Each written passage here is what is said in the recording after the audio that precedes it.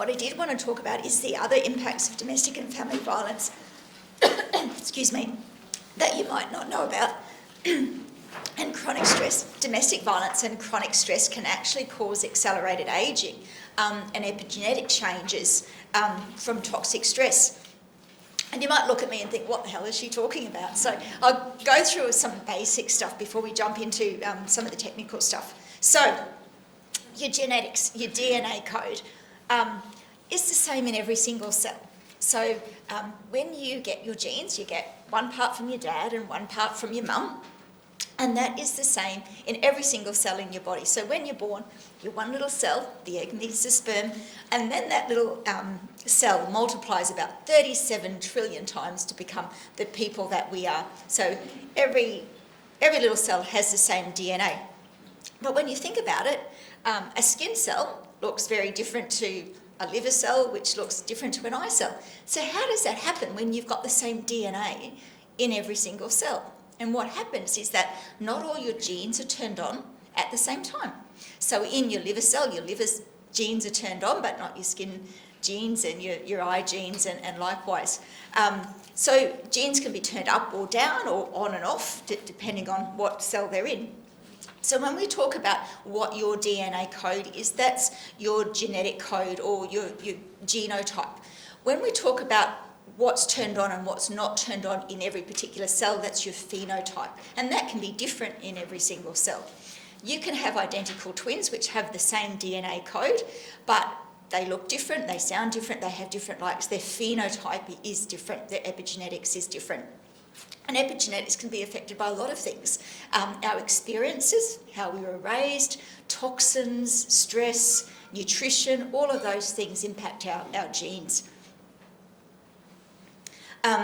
We know that toxic stress can not only change our expression of our genes, but it can damage our DNA. So there was one study that one of the experts in the field sent to me. They looked at identical twins, a series of identical twins, one who had been sexually abused and one who hadn't. So remember, identical twins have the same genetic code in every cell. It's the epigenetics that are different. The DNA damage in the twin that had been sexually abused, on average in this study, was 1.65 times more for the person who'd been sexually abused. That's just looking at DNA damage. And I think that's huge, and that increases over time. So if you think of a trajectory of a child, they're going like this. But when you start to have DNA damage, your trajectory is like that. So in 4 years, it's this. But in 5 years, in 6 years, the implications for that get worse as you age, which is why a lot of the times when people have suffered sexual abuse, the impact of that is seen much later in life, not when it happens. And it's not just mental health issues, it's chronic disease, higher risk of diabetes, heart disease, things like that. So in one of the handouts, I've done the impacts of toxic stress.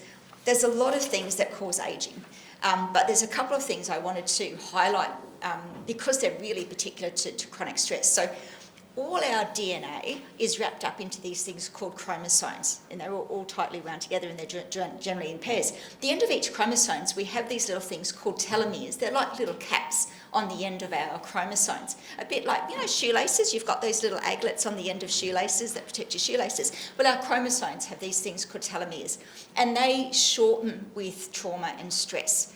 And that becomes really important because you want your cells to be able to divide all the time. For example, if you've got immune cells, you get a virus, you want all those cells to go and attack the virus, and they have to be able to multiply to do that. But when the telomeres get too short, cells can't divide anymore, they can't copy. So you imagine that if you've got short telomeres, you've got damaged immune cells, and you need your immune cells to be multiplying and they don't do that, that's really going to affect your health. It's going to make you much more susceptible to disease. So that's why telomeres are so important. There's a lady who won the Nobel Prize because she did lots of research on that. So that's one of the impacts of trauma and toxic stress, is it's affecting your telomeres, which can affect your cells, cause what we call senescent cells. But it can impact you as time goes on. It's not the only thing that affects telomeres, but it's one of them. Another thing that happens is the DNA damage, like I was talking about with the sexual abuse.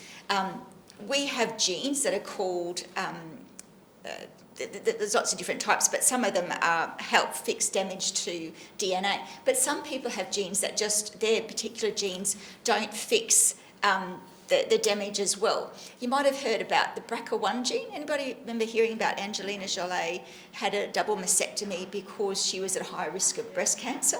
Yeah, well, the BRCA1 gene is what's called a tumour suppressant gene, and they not only help get rid of tumours in the body, but they help repair DNA as well. So some people have variations of those type of genes that don't work so well, so you're at higher risk. But what can happen is those genes can actually be switched off by trauma as well. So not only is that gene not working as well, it's not working at all.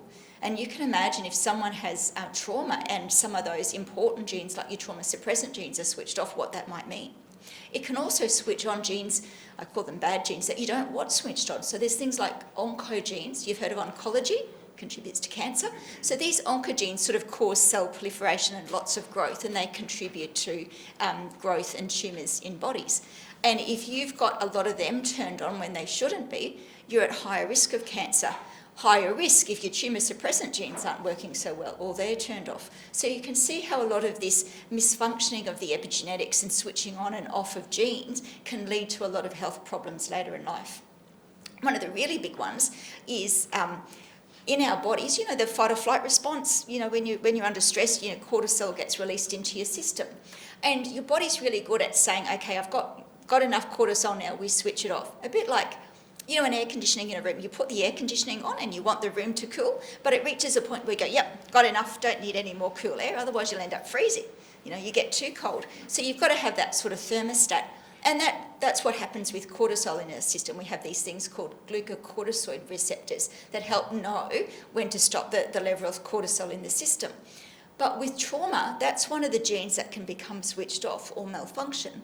So you can imagine that if someone goes into the fight or flight response, the cortisol's going in their body and it goes and goes and goes and it just keeps going. Doesn't know when to stop because that receptor, that gene, is not working particularly well.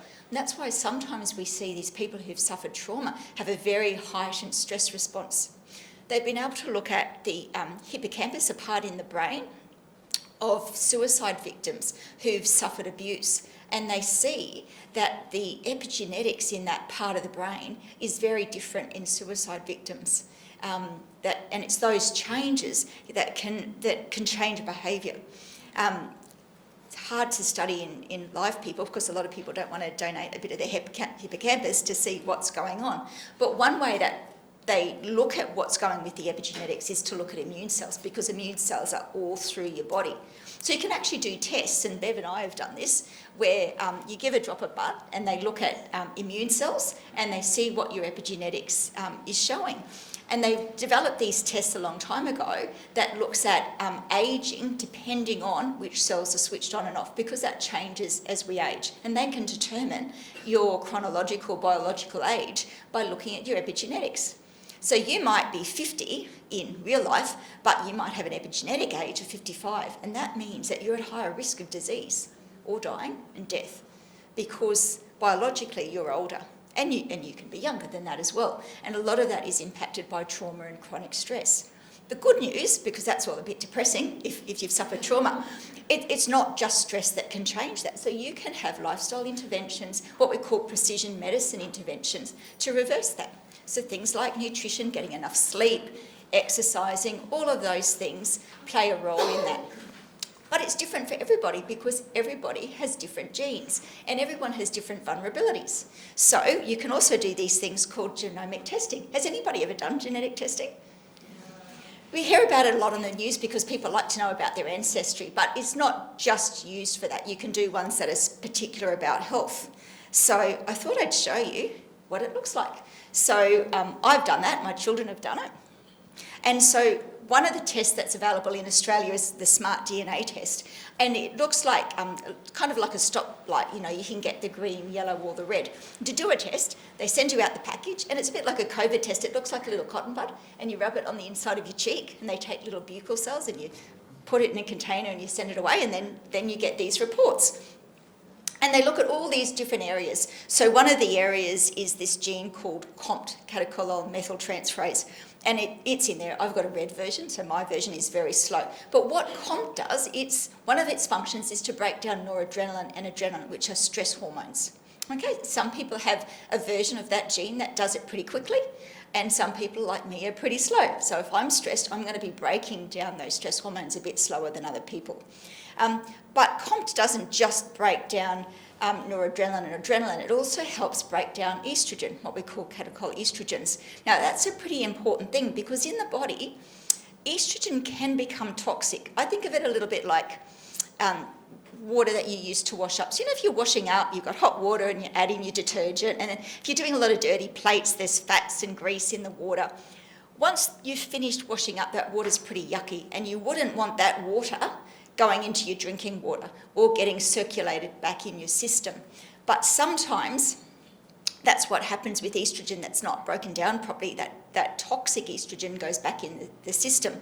And if it's not broken down properly by COMT or other detoxification methods, it's left in the system a bit like if you've got water in your sink and the sink's blocked, the drain is blocked, and you can't get rid of it. That's what happens. Your body can't get rid of this toxic estrogen, so it has to store it in the body, and it tends to store it in fatty tissue, which in women is often in breast tissue. And because it's toxic, it tends to lead to tumours. So that's one way that all can contribute to breast cancer. That same enzyme that is breaking down estrogen and can become toxic is also used to break down stress hormones. So when you're under a lot of stress, there's only so much that can go around. So there's not always enough to break down other things to do its job. So you're at higher risk of these toxins building up in your body. Now, some people like me have a slower version anyway. So we're already a little bit vulnerable. And then you become susceptible to stress and you can see that it can build up. And if you're under chronic stress, and these enzymes and things that we need in our body are really under stress, it can contribute to disease. That's just one gene, but there's lots of different genes in the way it functions. But there's things we can do about that too. So genes generally work with nutrients and other things in the body. So the COMT that helps break down your stress hormones, it works with magnesium. So for me, who's got a slow version of COMT, I've got to really make sure I don't get low in magnesium because it will have a greater impact on me because of my version of COMT. If you've got a good version of COMT, you're a little bit easier, and everyone has different versions of things. Another one, you may not be able to see it, but that's MOA is another gene that also helps break down noradrenaline and adrenaline. Now, my red dot for MOA is I have a fast version of that, but I've got a slow version of the COMT, so they kind of balance each other out. But MOA also breaks down serotonin, and when you've got a fast MOA and you're breaking down serotonin really quickly, sometimes you don't have enough in your system. So a lot of people, MOA used to be given to people with depression because they used to think, well, they don't have enough of the serotonin neurotransmitter because their body's getting rid of it too quickly. So they used to give them MOA, but they had a lot of side effects with that. So now they use a different type of drug, which I'll talk about soon. But I just wanted to point out, so it's really probably hard to see in there, but where the COMT is, see the second one down, you've got COMT, and then you've got some other genes, GST, and you see this person is actually missing genes. See, they're not there. So that person is at a higher risk. GST helps break down estrogen, but it's also really big on detoxification. So this person, because they're missing those two genes, which are really important, they're going to have problems with detoxification. This person gets a virus, it's going to be really hard for them to get rid of that. Okay, but those genes also work with COMT. So you can imagine if you're under a lot of stress and COMT's really busy trying to break down all of that it means that you're not detoxifying stuff. So that person might be a lot more impacted by toxins and things like that. So all of these things are interrelated, and that's how our genes can play a big part in our overall health. There's another gene called MTHFR. Some people call it the mother freaking gene or something else. I've had clients come in and told me they've got the mother freaking gene.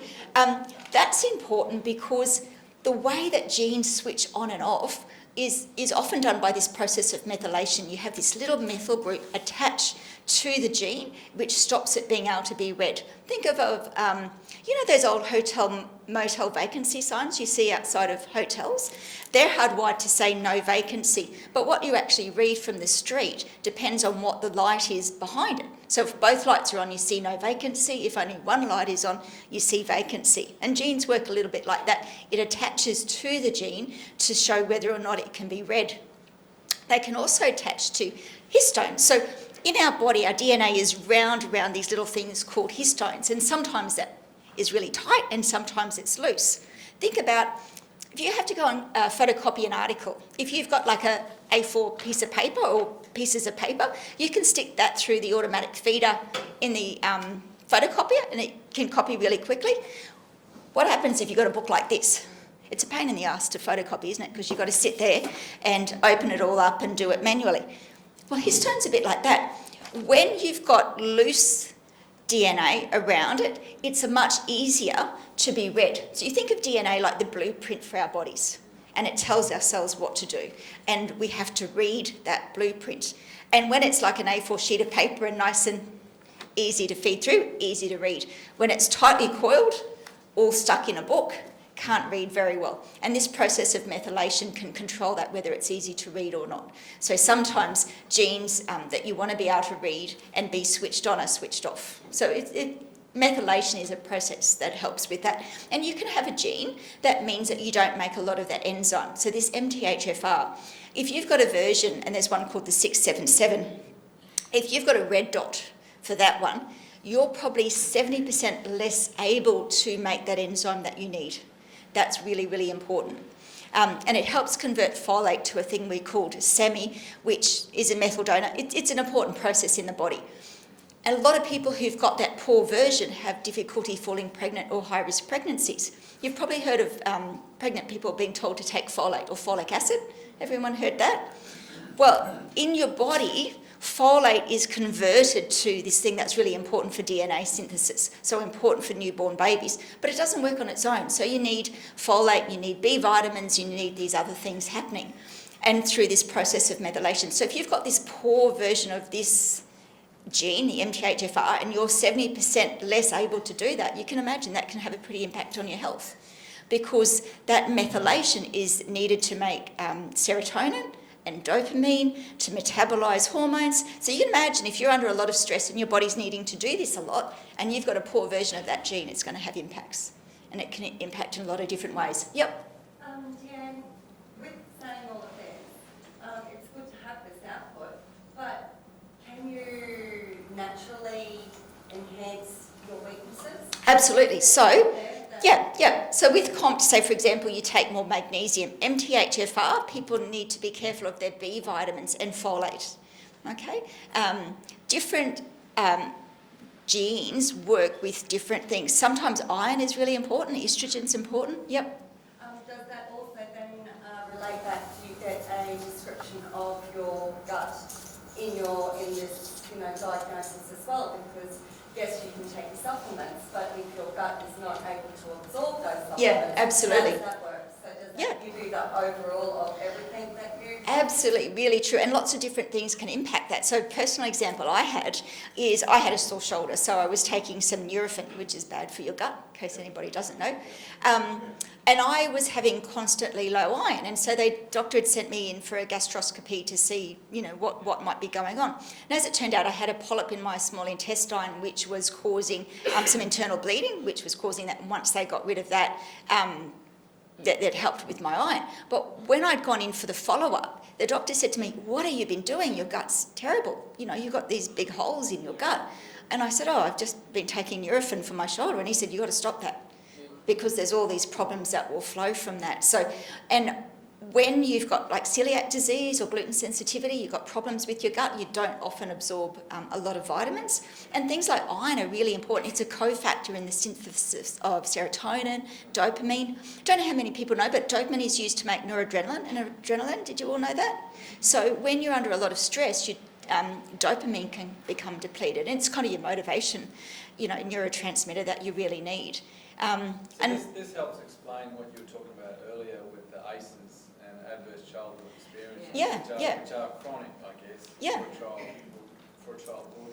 Yeah, absolutely. It's kind of like bridging the gap between those impacts and the adverse general health situations that you observe in those, later adults that were kids.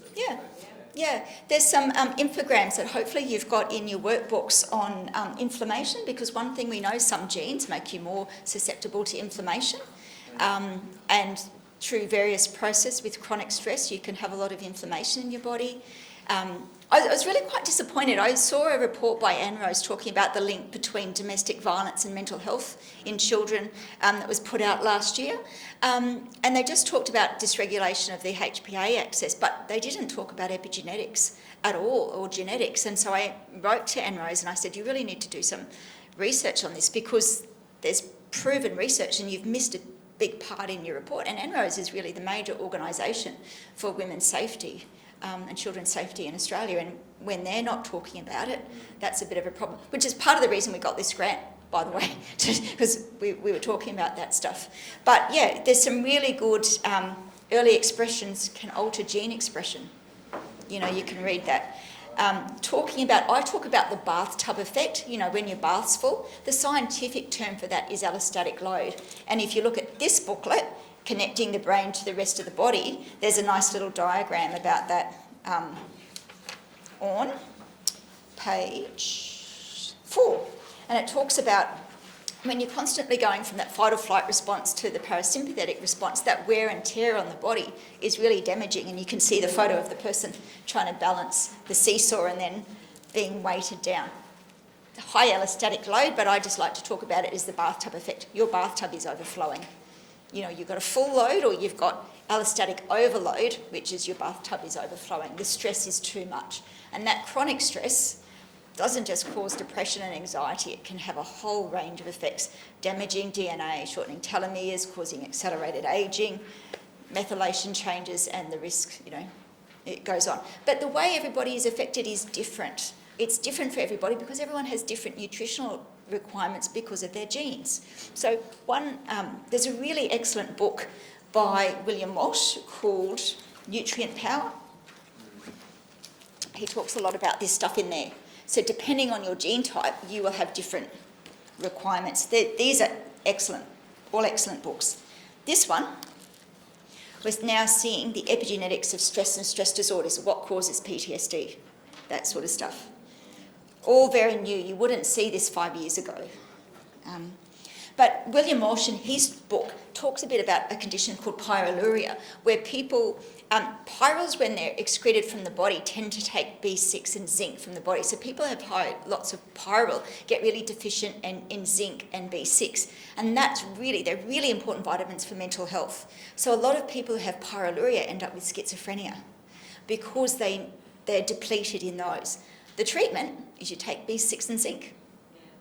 Pretty simple, hey? You know, you've got problems with MTHFR, you take your B vitamins and folate.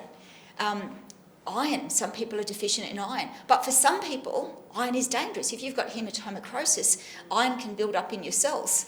But for other people, they don't have enough of it. So using the same treatment for everybody is not particularly helpful.